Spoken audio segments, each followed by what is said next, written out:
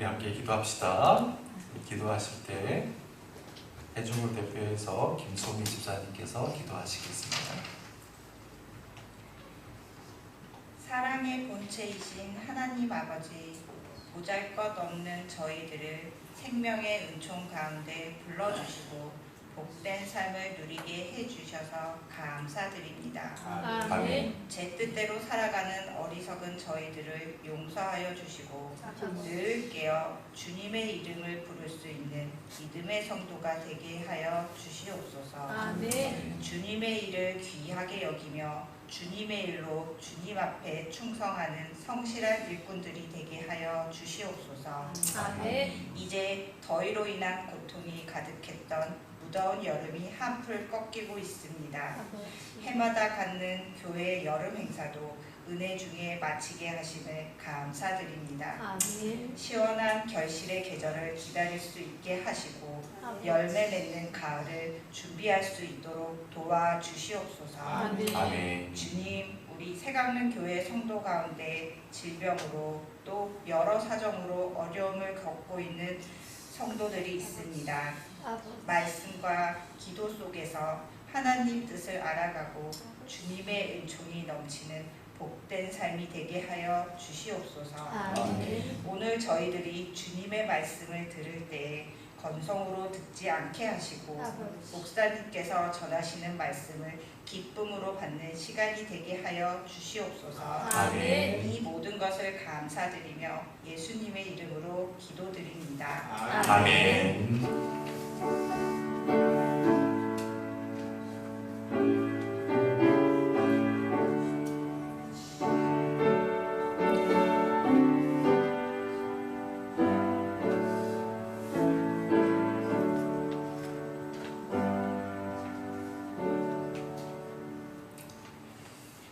오늘 하나님께서 우리에게 주시는 말씀은 고린도후서 1장 12절로 14절입니다.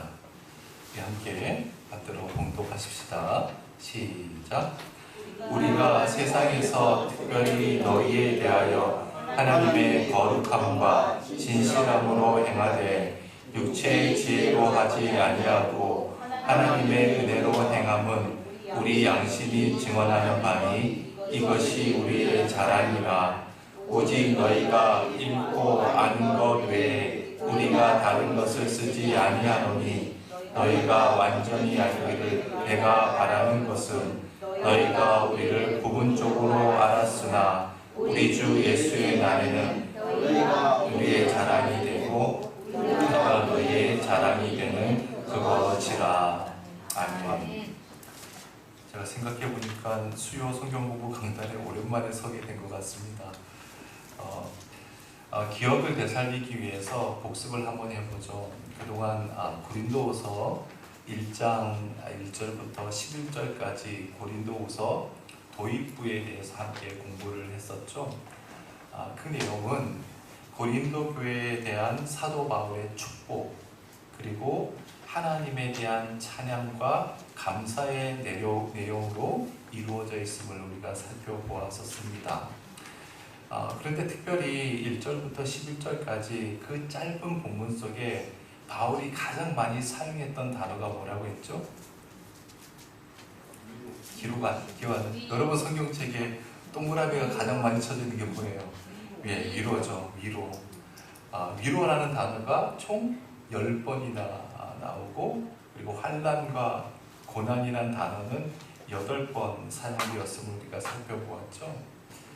여러분, 왜 바울이 그 짧은 본문에서 위로와 환난이라는 말을 그렇게 강조했을까?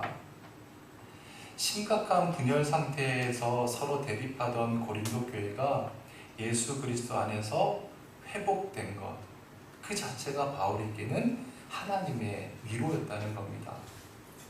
그런데 그것은 평범한 위로가 아니었습니다. 여러분, 바울은 고린도 교회를 개척했던 장본인이잖아요. 생각해 보세요. 바울이 고린도 교회를 개척하고 얼마나 열과 성을 다해서 목회를 했겠습니까? 그래서 교회의 터를 잘 일구어 놓았죠. 그런데 에베소에 있을 때 안타까운 소식을 듣게 된 겁니다. 교회에 심각한 문제가 발생했다는 이야기. 그의 이야기를 듣고 편지를 보내죠. 2번씩이나 보냅니다.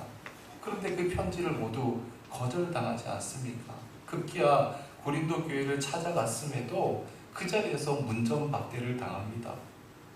또한 고린도 교회 안에 들어온 거짓 사도들에 의해서 모함까지 당합니다. 그래서 눈물의 편지를 또 써보내죠. 소위 눈물의 편지였습니다. 결국 그 눈물의 편지를 읽고서야 고린도 교회가 회복되게 되죠. 그 회복된 소식을 디도를 통해서 듣게 되잖아요. 그 소식을 듣자 바울은 세상이 줄 수 없는 하나님의 위로를 경험할 수 있었던 겁니다. 그래서 바울은 위로라는 단어와 환난이라는 단어를 함께 병행하면서 기록했던 것이죠.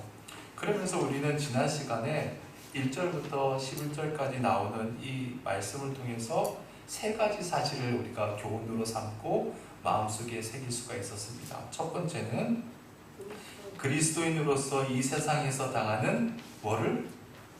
환난을 두려워하거나 회피해서는 안 된다. 같이 시작.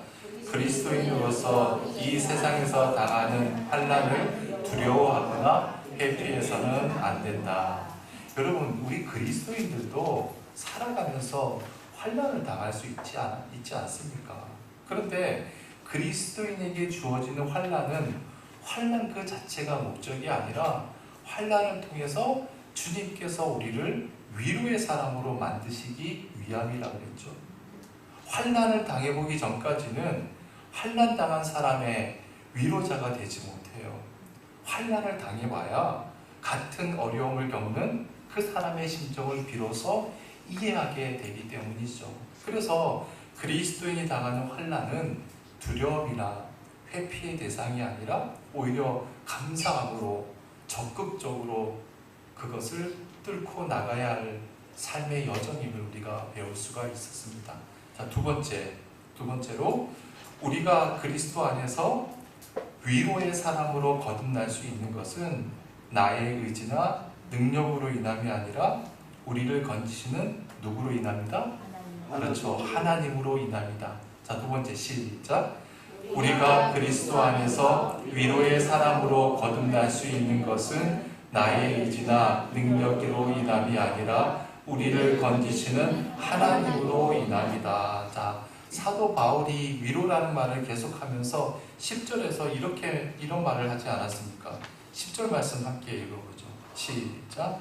그가 이같이 큰 사망에서 우리를 건지셨고 또 건지실 것이며 이후에도 건지시기를 그에게 바라노라. 여러분, 성경책에 건지셨고에 공표가 쳐져 있죠? 공표가 안 쳐져 있는 분들은 그때 안 오신 분들일 거예요. 건지셨고 건지실 것이며 건지시기를. 여러분, 왜 하나님께서 건지셨고 또 건지실 것이며 왜 이후에도 건지신다고 하십니까? 뭐 장난치시는 건가요? 그런 게 아니죠. 그 과정을 통해서 우리를 정금 같은 위로의 사람으로 승화시켜 주시기 위함입니다. 여러분, 대장장이가 푸른 불 속에 쇳덩이를 집어넣습니다. 그러면 그 쇳덩이가 벌겋게 달아오르겠죠? 그러면 건져내어서 두드려요.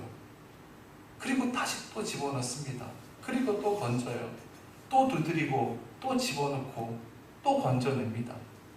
여러분, 대장장이가 쇳덩이를 불에 넣는 것보다 중요한 것은 뭐예요? 건져내는 거죠. 왜요? 계속 불 속에 놔두면 그것은 불에 녹아서 해체되어 버리고 말겠죠.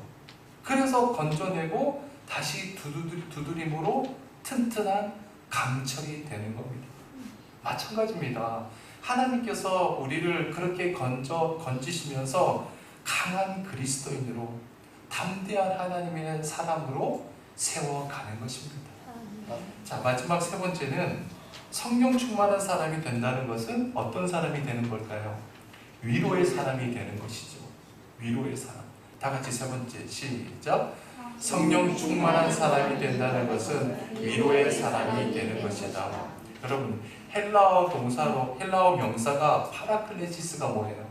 파라클레시스는 위로라는 단어입니다. 위로. 이 말에서 파생된 단어가 파라클레토스인데, 여러분 파라클레토스가 뭐라고 그랬어요? 보혜사라 그랬죠.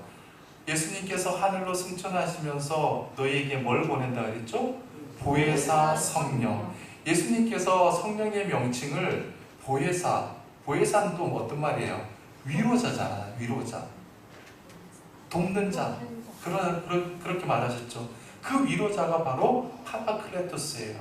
그런데 이 위로라고 하는 단어와 성령의 명칭인 보혜사라는 단어가 모두 파라칼레오, 즉 위로하다라는 동사에서 나왔습니다. 파라칼레오가 뭐라고요? 위로하다라는 동사예요. 그 말에서 다 유래가 된 거예요. 자, 그러면 여러분, 우리가 성령 충만한 사람, 성령의 사람이 된다는 것은 위로자 대신 성령의 사람, 성령의 통로가 된다는 것을 알 수가 있죠.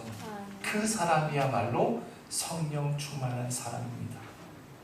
자, 이제 본문 12절부터 살펴볼 텐데 12절부터가 이제 본격적인 고린도후서의 본론이 됩니다. 자, 12절 말씀이 뭐라고 시작해요? 우리가는 누구누구를 가리킬까요? 자, 제가 거기다 19절을 제가 거기다가 참고로 적어놨죠. 자, 19절을 살펴봅시다. 19절 상반절인데 성경책이 시작. 우리 곧 나와 실로아노와 디모데로 말미암아. 자, 그러면 우리가 곧 누구예요? 나는 그러니까 바울이고, 그 다음에 실로아노는 누구예요? 그렇죠. 실라 맞습니다. 실라는 히브리식 이름이고 실로아노는 로마식 이름이에요. 같은 사람이에요. 자, 저를 보세요. 바울이 1차 전도 여행을 떠날 때 누구랑 함께 떠났죠? 누구랑 떠났어요? 바나바랑 같이 함께 떠났잖아요. 근데 거기에 함께 대동한 사람이 마가라고 하는 청년이었습니다. 마가는 바나바의 사촌 동생이라고 했죠. 그런데 이 마가라는 청년은 무책임하게도 선교여행 도중에 그냥 자기 집으로 떠나버렸어요. 결국 바울과 바나바만 1차 전도여행을 다 수행하고 마칠 수 있었습니다. 그리고 2차 선교여행을 떠나려고 하는데 바나바가 또 마가를 함께 데리고 가려고 해요.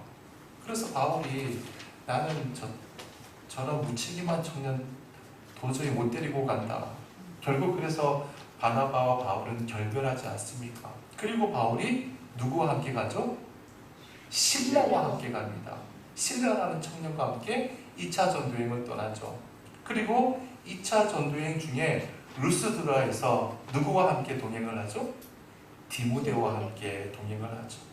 디모데가 함께 이때부터 함께 선교여행에 동참을 하게 됩니다. 따라서 여기 나오는 우리는 누구예요? 바울, 실라, 디모데, 이 세 사람임을 알 수가 있죠. 자, 19절 다시 봅시다. 우리가 세상에서 특별히 너희에 대하여. 자, 우리는 고린도 교회 교인들이죠. 너희는 고린도 교회 교인들이죠. 근데 여기서 우리가 유의해야 할 단어가 있어요. 그것은 뭐냐면 세상이라는 단어입니다. 세상.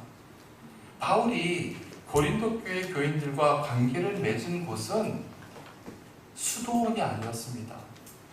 기도원이 아니었습니다. 바울이 고린도 교회 교인들을 만나고 관계를 맺은 곳은 저기 신신계곡 같은 곳이 아니었습니다. 세상 한가운데였습니다.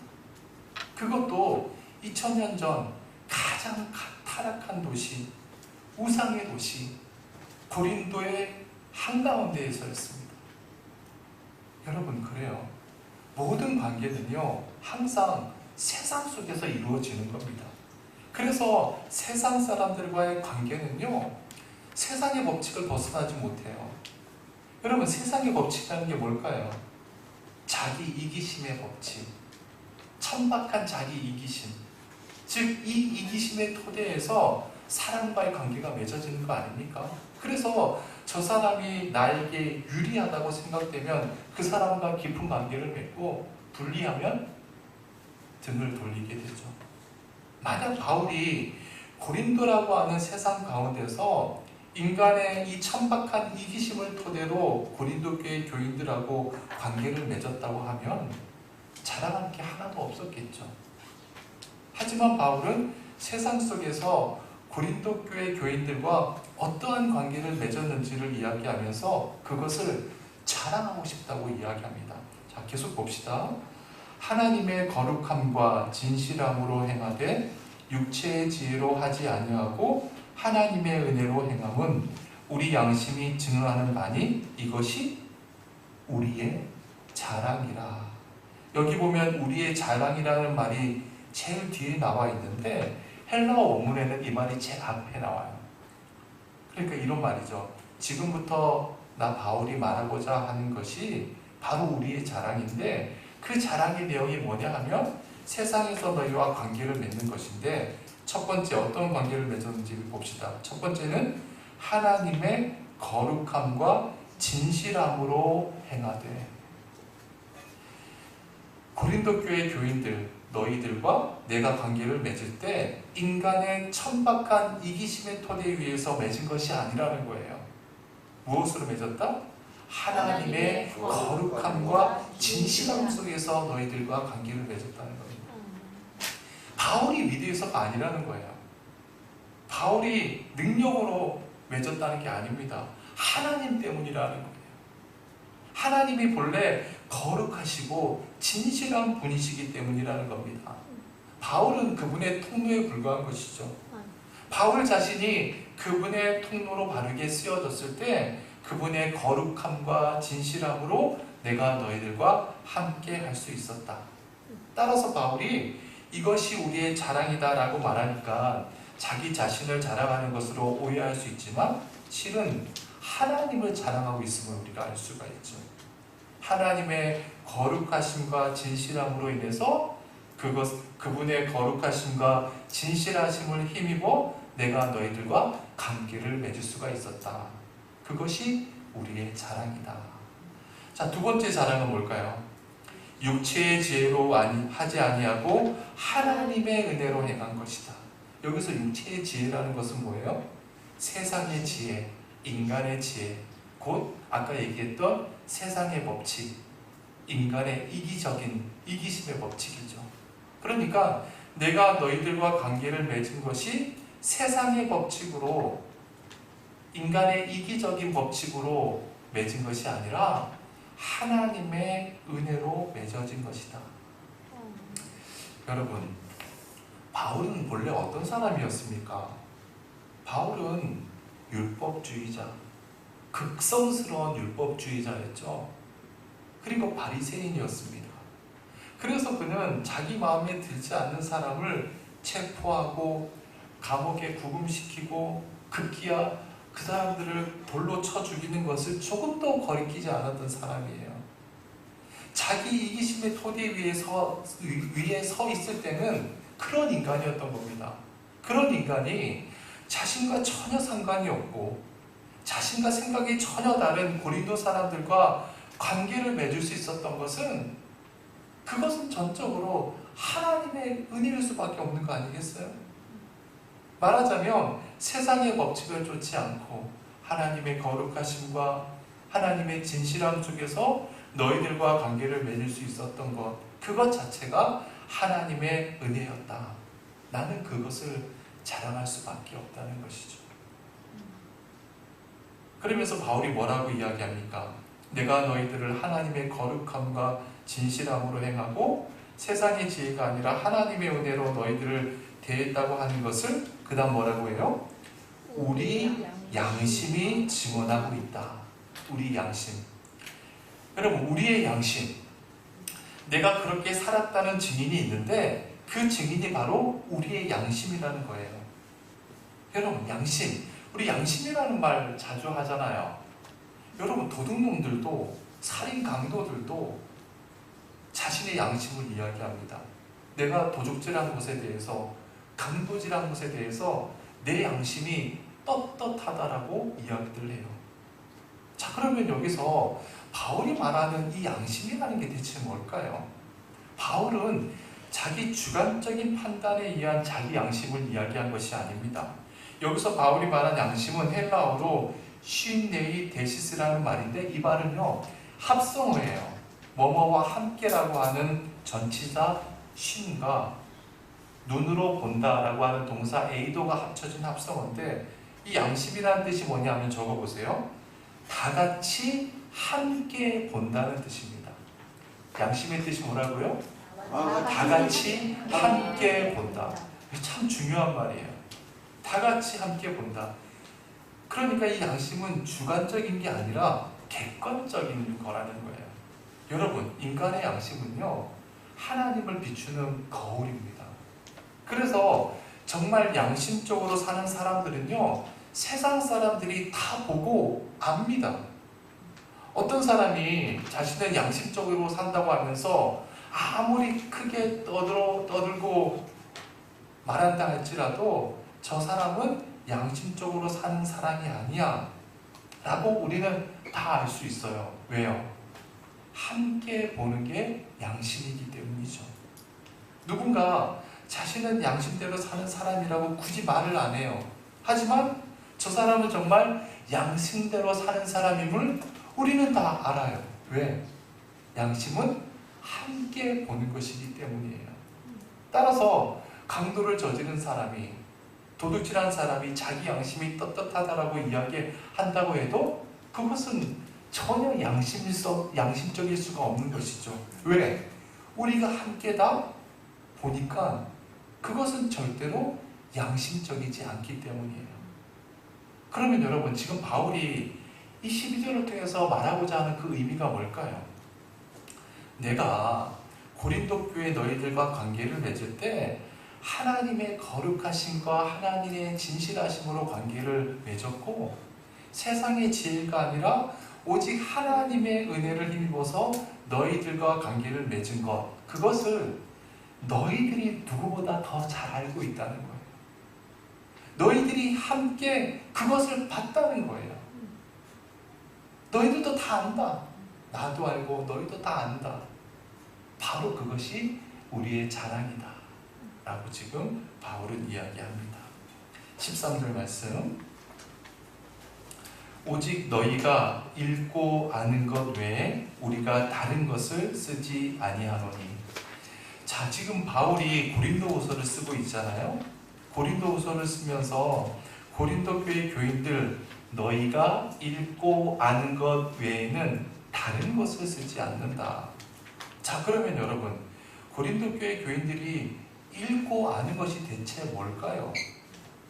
여러분 아시다시피 바울은 고린도후서를 쓰기 전에 3통의 편지를 고린도에 보냈었죠. 우리에게 전해지지 않는 고린도 전전서, 그리고 우리가 다 알고 있는 성경에 나오는 고린도 전서, 또한 눈물의 편지라고 하는 그 편지도 한 번 더 보냈어요.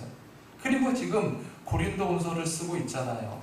그러니까 바울은 내가 지금 쓰고 있는 이 고린도후서는 뭔가 특별한 내용, 뭔가 새로운 내용이 있는 것이 아니라 내가 너희들을 위해서 이미 썼던 고린도 전전서와 고린도 또한 눈물의 편지와 내가 너희와 함께 목회하면서 이야기한 것들, 그 내용을 다시 한번 반복하면서 되풀이하면서 이야기하고 있음을 지금 설명하고 있는 것이죠. 여러분, 우리는 여기서 참으로 중요한 사실을 깨닫게 됩니다. 신앙훈련이라고 하는 것은 늘 같은 것을 반복하는 것이라는 거예요. 여러분, 신앙은요 반복입니다. 우리 다 같이 한번 따라서 해봅시다. 신앙은 반복이다. 신앙은 반복이다. 여러분 생각해 보세요. 예를 들어서 성경 공부라고 하는 게 날마다 어떤 새로운 텍스트를 찾아다니는 것이 아니잖아요. 여러분, 우리가 성경 공부를 하는데 다른 텍스트를 가지고 공부하나요? 아니죠. 성경 한 권이에요. 66권 중에 한 권을 우리가 붙잡고 함께 공부하는 거예요. 1000년 전이나 지금이나 주님 오시는 그날까지 이 텍스트는 절대로 변하지 않아요. 내용이 절대로 더 늘어나는 것이 아닙니다. 강해지는 것도 아닙니다. 항상 늘 똑같아요. 항상 똑같은 내용을 우리는 되풀이하고 반복하는 겁니다. 그게 신앙이에요. 왜요? 반복을 통해서 이 말씀이 우리의 삶의 체질이 되도록 우리의 습관이 되기 위해서죠. 그래서 바울은 말합니다. 오직 너희가 읽고 아는 것 외에는 다른 것을 쓰지 않는다. 자, 그런데 13절 하반절을 또 봅시다. 한마디를 더 넣어붙여요. 너희가 완전히 알기를 내가 바라는 게 있다는 거예요. 내가 이 고린도후서를 쓰면서 너희들이 완전히 알기를 바란다. 여기 완전히에다가 한 공표를 쳐보세요. 여러분 성경책에 완전히. 너희가 어느 정도만 아는 것이 아니라 완전히 알기를 바란다는 겁니다. 자, 그 완전히 바란다는 게 뭘까? 첫 번째, 14절 상반절이에요. 너희가 우리를 뭘로 알았으나? 부분적으로 알았으나. 너희가 우리를 부분적으로 알았다는 거예요. 부분적에다가 또 공표를 쳐보세요. 자, 그러면 여기 14절에 나오는 부분적과 13절에 나오는 완전히와 연결해 봅시다. 줄로. 내가 너희들이 완전히 알기를 원하는 것이 있는데 그게 뭐예요? 너희들은 우리를 부분적으로 밖에 모르고 있다. 그것을 완전히 알라는 거죠. 여러분, 저를 보세요. 부분적이라는 말의 반대가 뭐예요? 부분적. 그렇죠. 전체적이죠. 부분은 전체와 상반되는 개념이에요. 그러니까 전체를 아는 것이 아니라 지극히 작은 한 부분밖에 모른다는 것을 너희들은 완전히 알아야 한다. 참 중요한 말이에요. 부분적으로만 아는 것을 너희들은 인정해야 된다. 여러분, 이것은요 고린도 교회 교인들만을 위한 얘기가 아닙니다. 우리 모두에게 해당되는 말이죠. 여러분, 우리 모든 인간관계도 다 똑같아요. 예를 들어 봅시다. 젊은 청춘 남녀가 서로 사랑하면서 만남을 갖습니다. 그리고 서로를 잘 안다고 생각해요. 그리고 결국 결혼을 하죠. 그런데 보세요.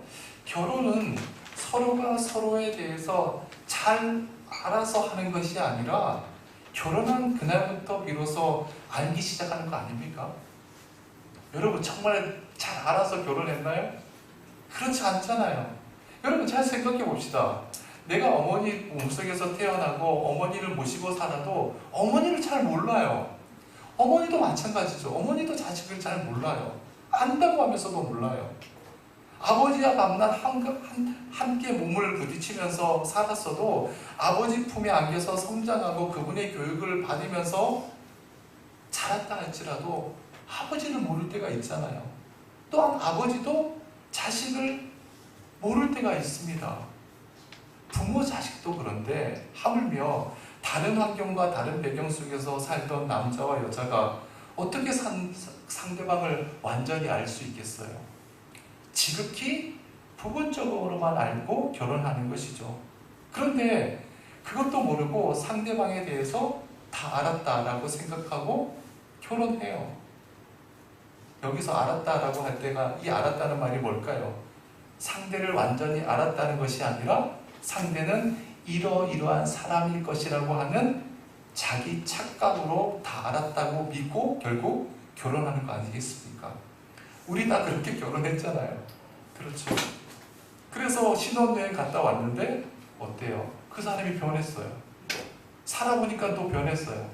자식을 낳고 보니까 또 변했어요. 그런데 사실 변한 게 아니라 상대방은 늘 그대로예요. 내가 몰랐던 것이죠. 여러분, 그렇습니다. 우리가 이 세상을 살아가는 동안 가장 친한 사람, 살을 맞대고 살아가는 부부라 할지라도 가족이라 할지라도 그 사람의 전체를 알 수가 있나요? 알 수 없어요. 앞으로도 알 수 없어요. 왜요? 우리는 유한한 존재예요. 불안한 존재. 죽을 수밖에 없는 엘모스이기 때문이에요. 우리 인간은 인식할 수 있는 것이 유한하기 때문이에요. 따라서 아무리 친한 사람이라 할지라도 부분적으로밖에 알 수 없다는 것, 이것을 바르게 이해할 때만 사람의 관계가 뒤틀려지지 않습니다. 부분적으로만 안다는 것을 우리는 완전히 알아야 된다는 거예요. 그래서 바울은 너희들이 나를 부분적으로밖에 모른다는 것, 이것을 너희들이 반드시 꼭 완전히 알아야 된다. 자, 두 번째로 완전히 알아야 될 것이 있는데 이것이 참 중요하죠.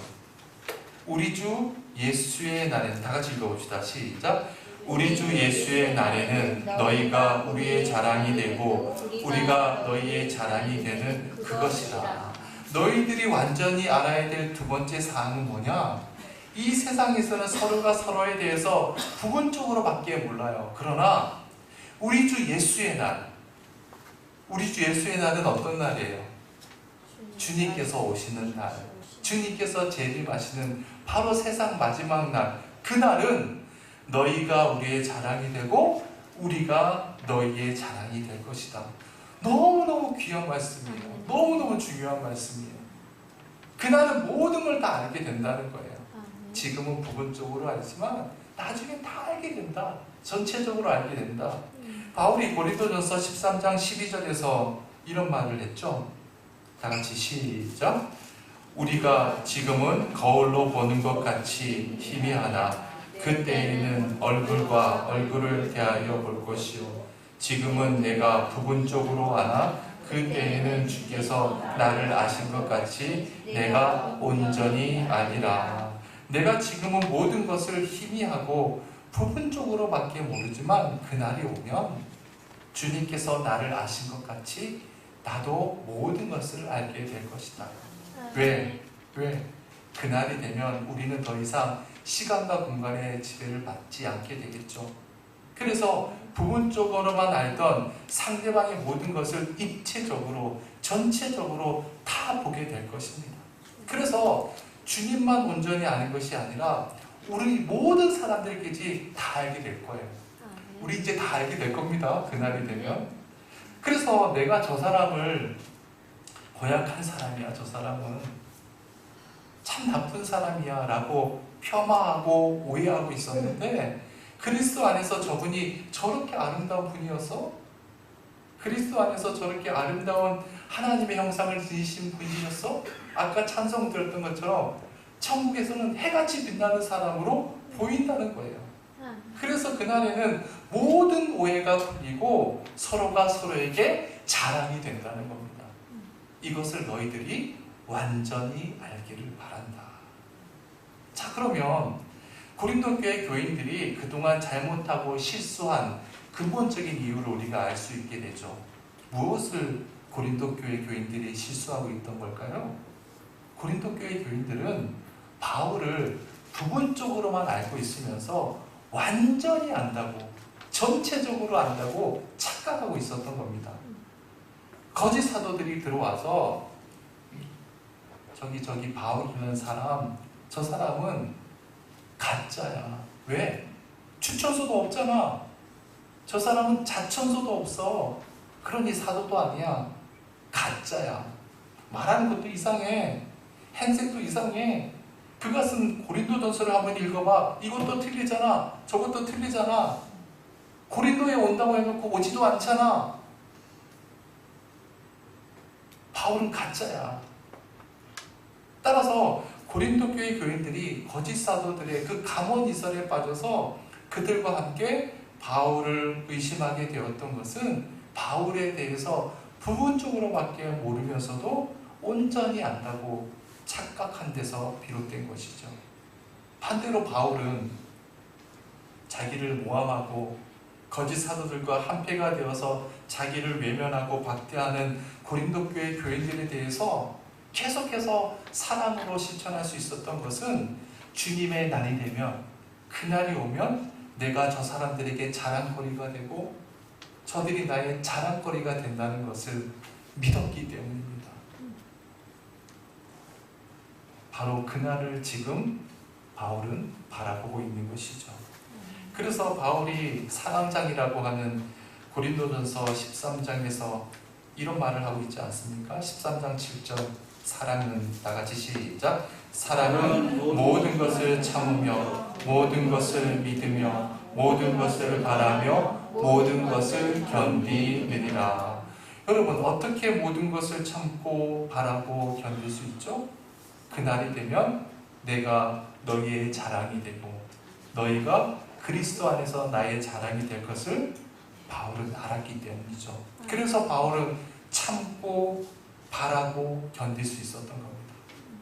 여러분, 우리 옆 사람과 한번 인사해 봅시다. 당신은 나의 자랑입니다.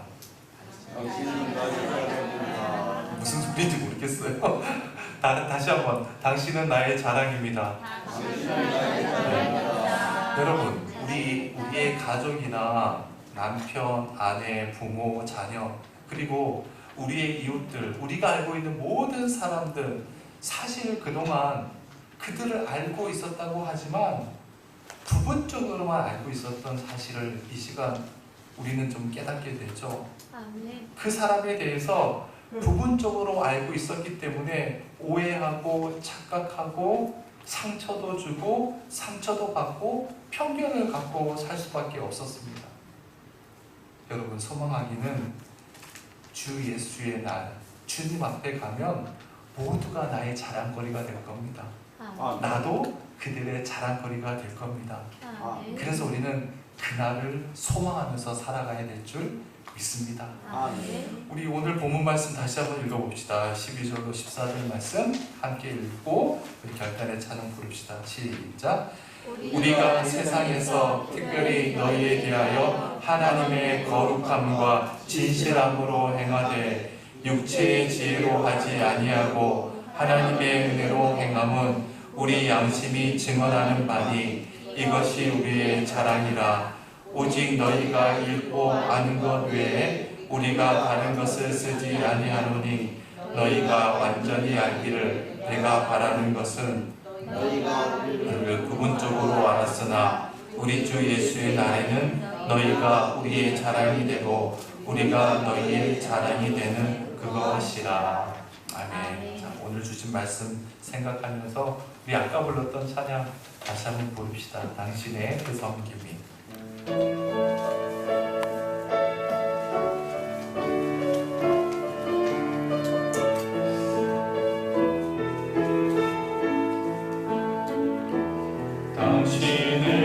당신의 그 섬김이 천국에서 해같이 빛나니 당신의 그 겸손이 천국에서 해같이 빛나니 당신의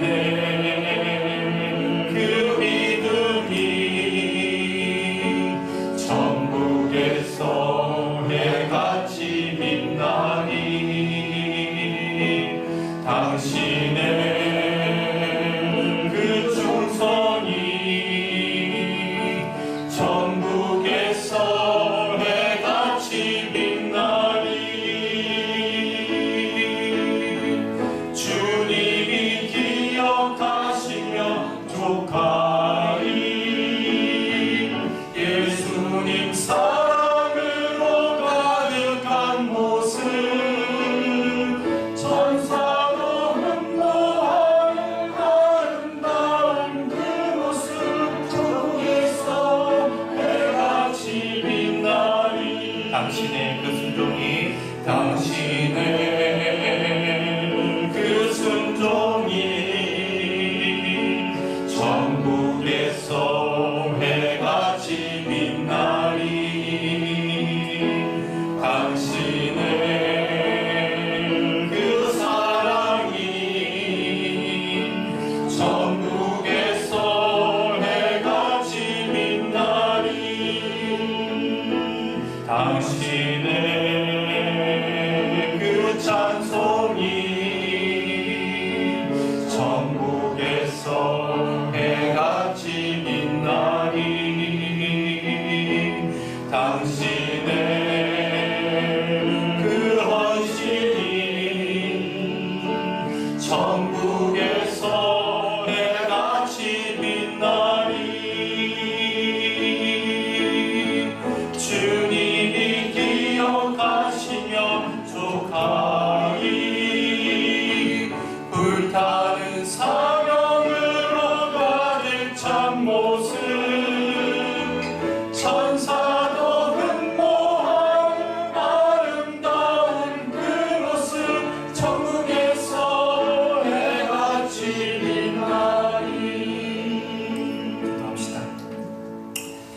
주님, 오늘 바울이 쓴 고린도후서의 본론 첫 부분을 우리가 함께 살펴보았습니다. 바울은 고린도 교회 교인들과 관계를 맺을 때 하나님의 거룩함과 진실함으로 관계를 맺었었고, 세상의 지혜가 아니라 오직 하나님의 은혜를 힘입어 관계를 맺었음을 보았습니다. 주님, 우리 새강릉 교회도 모든 교인들이 하나님의 거룩하심과 진실함, 하나님의 은혜 속에서 믿음의 교제, 믿음의 관계를 맺어갈 수 있도록 인도하여 주옵소서. 또한 바울은 지금은 서로가 서로에 대해서 부분적으로만 알기에 오해하고 편견을 갖고 있지만, 주님께서 오시는 날, 그날이 되면 서로가 서로를 자랑하게 될 것이라고 말했습니다. 주님, 우리도 주님 오시는 그날 우리 모두가 천국에서 해같이 빛나는 자랑거리가 될 것을 소망하면서 살아가게 도와주옵소서.